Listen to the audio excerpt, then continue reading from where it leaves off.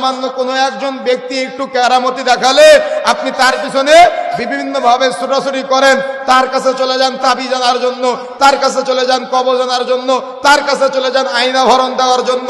এই সামান্য ভণ্ড মূর্খরা যদি আপনাদের এত প্রতারিত করতে পারে, তো যখন দাজ্জাল আসবে 40 দিনে গোটা পৃথিবী বেঁটে আপনার সামনে আপনার স্বামীকে মেরে ফেলবে, আবারও জীবন দান করবে।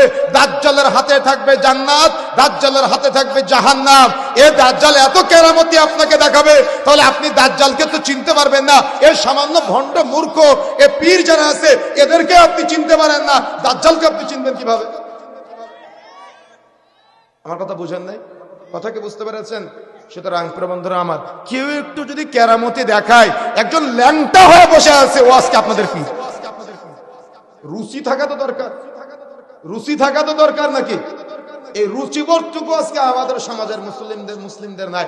অথচ তারা মুসলমান, তাদের কত সম্মান, তাদের কত ইজ্জত, তাদের কত গায়রত, কিন্তু নামধারী মুসলমানের আজকে তাওহীদের জ্ঞান না থাকার কারণে মুসলমান আজকে এরকম ল্যাংটা বাবার পিছনে ঘুরে বেড়ায়।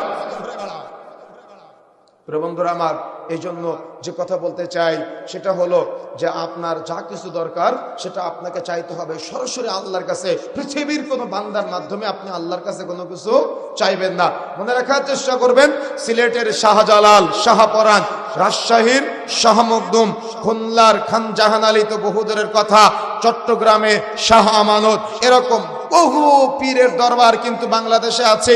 এই বহু পীর তো বহুদূরের কথা, স্বয়ং সৌদি আরবে গিয়ে, মদিনায় গিয়ে, মসজিদ নববীর কাছে গিয়ে যদি আপনি রাসূলের কবরের কাছে সন্তান চান, সেটাও শিরক আকবার হবে। কথা বুঝেন না মনে হয়? কেন? রাসূল কি স্রষ্টা না সৃষ্টি? রাসূল কি স্রষ্টা না সৃষ্টি? রাসূল হলেন সৃষ্টি, তিনি স্রষ্টা নন। চাইতে হবে স্রষ্টার কাছে। কথা কি বুঝতে পেরেছেন? চাইতে হবে কার কাছে? স্রষ্টার কাছে। রাসূলকে ভালোবাসতে হবে, ভালোবেসে রাসূল যে পদ্ধতিতে ইবাদত শিক্ষা দিয়েছে ওই পদ্ধতিতে ইবাদত করতে হবে, অতিরিক্ত বোঝা যাবে না। আমার কথা কি বুঝতে পেরেছেন? এই জন্য প্রিয় বন্ধুরা আমার, যে কথা বলতে চাচ্ছিলাম সেটা হলো আমাদের সব সময় মনে রাখতে হবে যে আমাদের আল্লাহর সাথে একটা সম্পর্ক থাকবে, আল্লাহর সাথে একটা কানেকশন থাকবে। আর ওই ব্যক্তি সফল যে আল্লাহর সাথে কথা বলতে পারে। আপনার আল্লাহ আপনার সাথে কথা বলে, আপনি কি জানেন? আপনার রব আপনার সাথে কথা বলে। যখন আপনি বলেন আলহামদুলিল্লাহি রাব্বিল আলামিন, সমস্ত প্রশংসা আল্লাহ তোমার জন্য, তখন আপনার আল্লাহ আপনার কথাটা জবাব দেয়। জবাব দিয়ে বলে হামিদানি আব্দি, আমার বান্দা আমার প্রশংসা করলো, সুবহানাল্লাহ। আপনি এটা ফিল করেছেন কখনো? কখনো আপনি এটা উপলব্ধি করেছেন যে আপনার আল্লাহ আপনার কথার জবাব দিয়েছে? কখনো আপনি এটা ভেবেছেন যে আপনার আল্লাহ আপনার কথার জবাব দিয়েছে? আপনি এটা ভাববেন কিভাবে? আপনি তো নামাজের A to Z কিচ্ছু বুঝেন না, আপনি সালাতের A to Z কিচ্ছু বুঝেন না। রাগ করতে পারেন, দেখবেন জিজ্ঞাসা করব, আচ্ছা নামাজে রুকু থেকে কি পড়েন আপনারা? কি পড়েন? রুকু থেকে কি পড়েন? সুবহান রাব্বিয়াল আযীম। সাজদায় কি পড়েন? পিছনের ভাইরা পড়েন না আপনারা নাকি? সাজদায় কি পড়েন? সুবহান রাব্বিয়াল। আচ্ছা, এই সুবহান রাব্বিল আযীম এবং সুবহান রাব্বিল আলা এটার অর্থ কয়জন জানেন? একটু হাত উঠাবেন, একজনকে জিজ্ঞাসা করবেন। তাহলে দেখেন আমাদের মুসল্লিদের অবস্থা। আমি কিন্তু প্রত্যেকেই নিজেকে নিজে চিন্তা করবেন যে আমি কতটুকু জানলাম।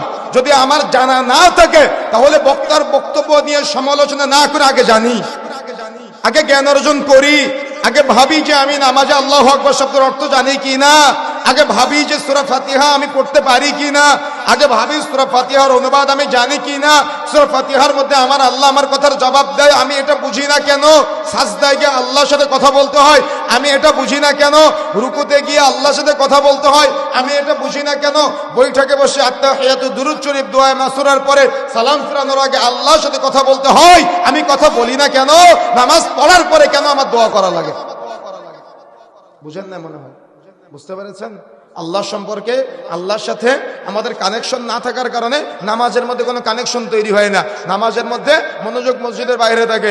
ইমাম সাহেব পড়ে আলহামদুলিল্লাহি রাব্বিল আলামিন, সমস্ত প্রশংসা দয়াময় আল্লাহ তোমার জন্য। আর ওই সময়তে আপনি চিন্তা করেন আজকে মসজিদের বাইরে কয় টাকা ইনকাম করলাম, কয় টাকা উপার্জন করলাম, কয় টাকা আমি ইনকাম করলাম, এই চিন্তা আপনি করেন। অথচ সালাত এমন একটা ইবাদত, আজান ইকামতের মধ্যবর্তী সময়ে দোয়া করলে দোয়া কবুল হয়। এটা দোয়া করার জায়গা। তাকবীরে তাহরিমার পরে সূরা ফাতিহার আগে দোয়া করা যায়, দোয়া করার জায়গা।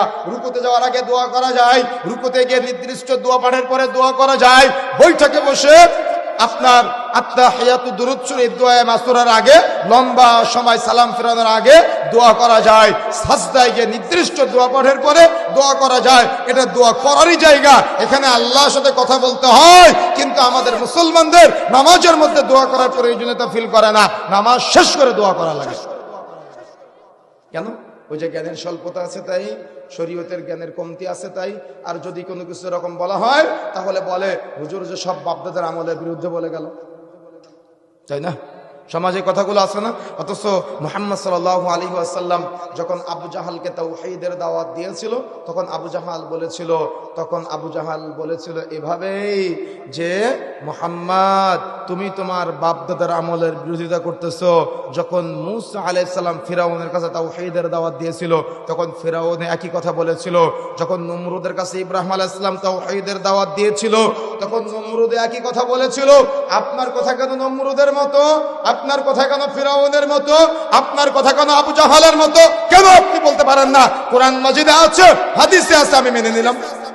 কেন আপনি বলতে পারেন না? কথা বুঝেন নাই? আমার কথাকে বুঝতে পারতেছেন?